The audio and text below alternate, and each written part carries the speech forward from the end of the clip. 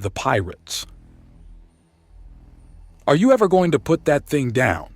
Beck demands and receives a glare from Franklin, who's been examining the decapitated head of the first augmented Nagasha body. "I'm trying to trace it back to where it's connected.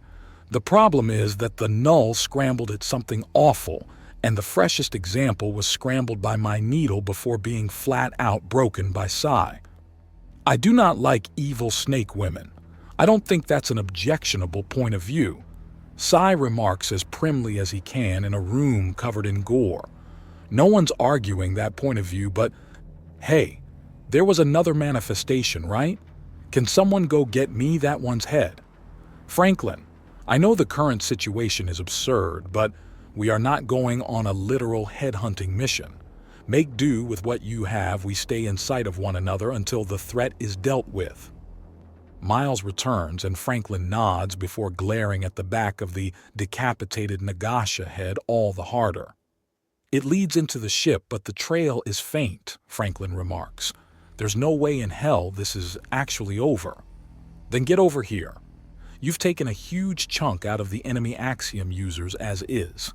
This is clearly a huge concentration of power, and as our Axiom expert, this is your wheelhouse." Miles orders and Franklin nods before grabbing a chunk off the latest corpse of the augmetic Nagasha, and the Kutha shifts in his hand. He tosses it, now shaped like a plate, through the portal and lets it close. "That was a," Victor prompts Franklin. "Homing beacon, basically. If we need a way out, we've got one." "That's cute, but it's mostly the null I'm interested in." "Of course. Why play around with incredible toys when you can just make sure no one can?" "Franklin," Miles says shortly. "Sorry, sir," Franklin says as the portal closes behind him. "I'll just focus on the ship and get a feel of where everything is then." He's the anti-bullshit and the radar. The man's starting to be useful, Jake snipes. Franklin gives him a glare but lets it go without comment. Pity. "Stuff it, Morgan. At any moment, an enemy force could be among us. This is not the time for infighting." "Just a joke, sir. We all know it. This ship is fucking loaded with active Kutha, and I'm only somewhat sure on what half of it does. I don't think unleashing Null here would be wise. For all we know, it's all that's keeping the ship together, and I don't much like the idea of sucking vacuum," Franklin says, and everyone goes quiet. "Fine. We'll have the null detonations be last resort only. But I still want you to be ready to kill all local Axiom use at a moment's notice." Miles says, and Franklin nods. "Are you sensing anything that may be of use?" Needle in a haystack. There's so much on this side that the more I look, the more I see, and with so much of it, something moved. Franklin freezes and glares down, his eyes visibly glowing as he focuses. "What thing?" "It's big," Franklin says as he draws out a disruptor needle. "Very big." "What's it doing?" "Moving around, it looks like it's focusing on something, almost as if it's at a computer terminal." "I can confirm that. Someone's countering my commands. I think we've got round 4 with the witch coming up," Psi remarks coolly. "The ship is now moving away from Vuxa. She's got override access." "Hey, honey? Yay, problem securing the ship. If we're not calling back in an hour, then harpoon this beast and drag it home, okay?" Miles says into his communicator. "Okay, I love you too." He then hangs up and looks around the bridge. "Well, gents, time to steal back what we rightfully stole. We've got a witch to hunt."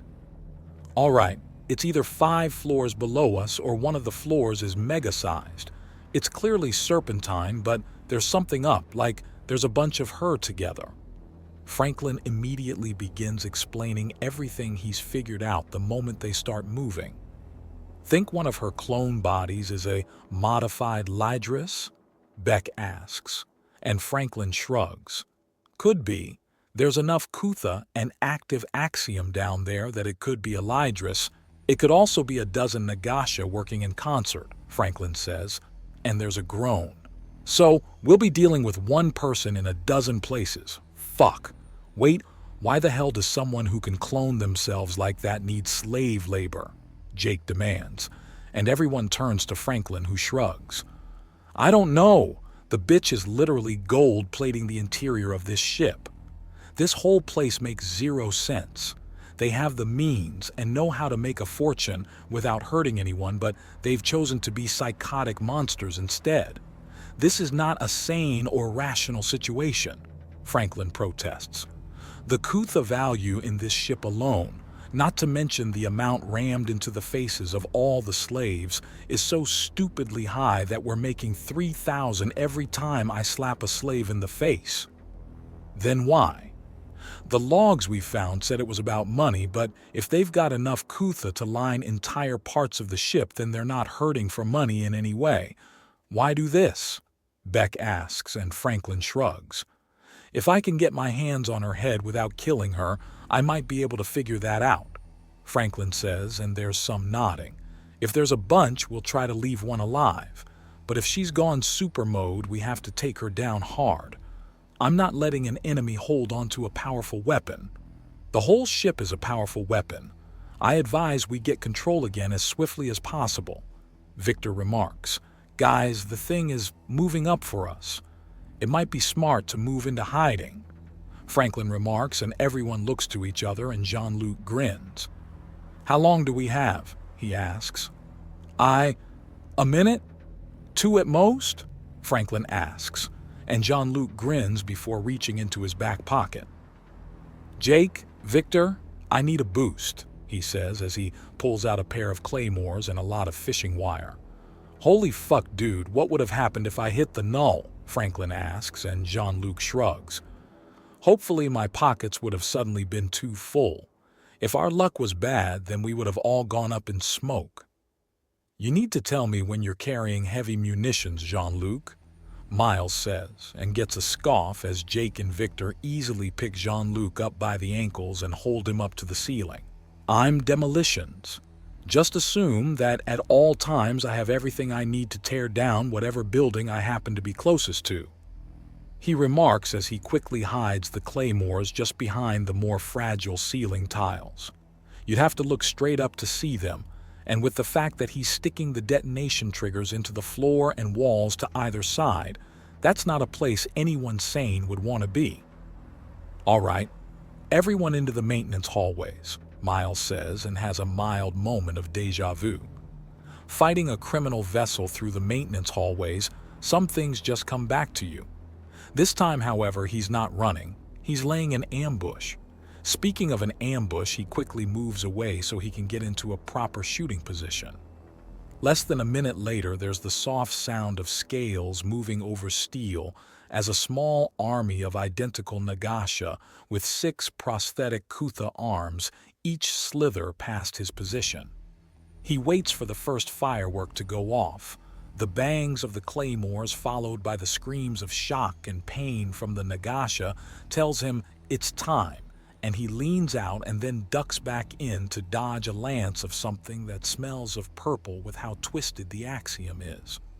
They've clearly hit number 1 on the shit list, and she's throwing around enough space magic that even those without any real talent for it can outright taste it.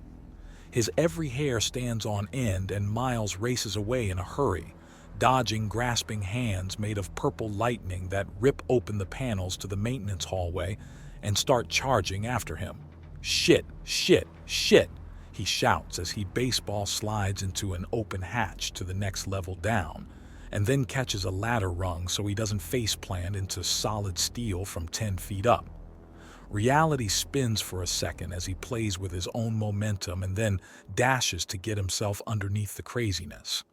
The sounds are concave, which doesn't make a lick of sense, but it's the only way he can describe it, as reality seems to be going runny at the edges. Then, like an old television being smacked out of static, the sensation of null slams into him, and the sensations of the axiom fade away to nothingness, followed by a series of brutal bangs as the lights go out.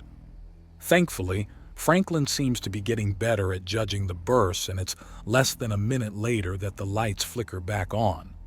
Sound off. Do we have any injuries? Miles asks into his communicator. Busted nose here. Seeing stars, and that's all, Jake remarks. Maybe a cracked arm? I got lucky, Jean-Luc reports. I am unhurt, Sai says. No injuries, Ryu contributes. Just fine, Lu adds. Minor cuts around the hands and a bit of a burn on the left arm. Nothing to be excited about, Franklin adds. Fit as a fiddle, Marcus states.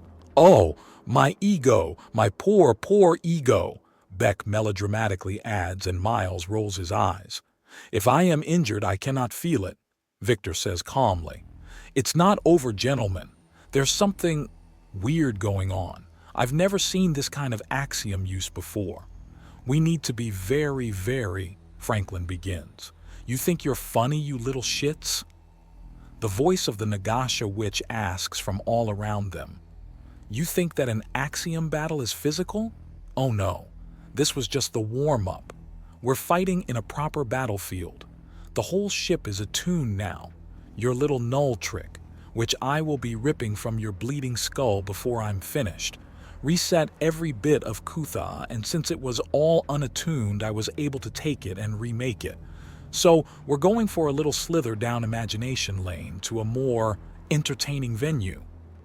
Reality goes soft at the edges and the ship shakes hard before something rips into it. They're exposed to the vacuum of space, but there's still air. She must have missed Miles due to his separation from the rest, as the part of the ship he's in is tossed away and bounces off a star that seems to be more glowing plush ball than massive sphere of hyper-compressed and ignited plasma. The Nagasha is both larger than a solar system but also small enough to see into the chunks of the ship. All the proportions are off. She clearly has no idea just how big space really is. She grasps onto the part of the ship his men are in and starts to squeeze.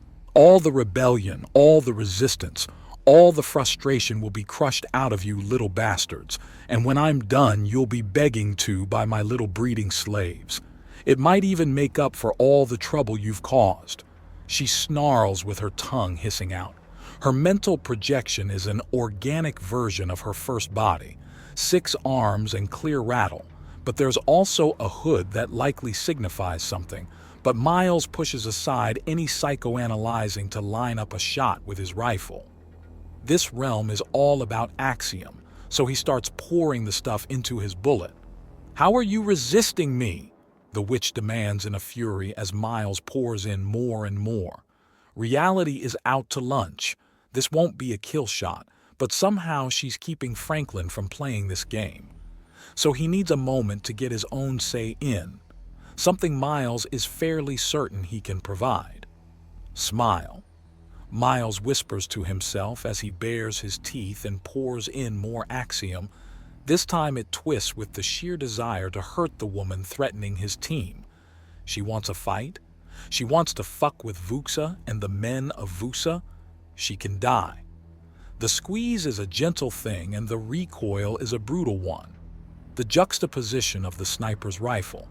It is both delicate and destructive. The axiom in the bullet causes this illusionary galaxy to shatter in its wake like spun glass, even as the sheer recoil launches Miles back so far that in this perverse unreality he leaves the galaxy itself. Yet he is no further away and sees the sheer panic in the Nagasha's face as she moves to deflect the attack and finds herself face to chest with a titan made of stars wearing a long coat of burning red plasma. Franklin has decided to meet her on her chosen field of battle as an equal.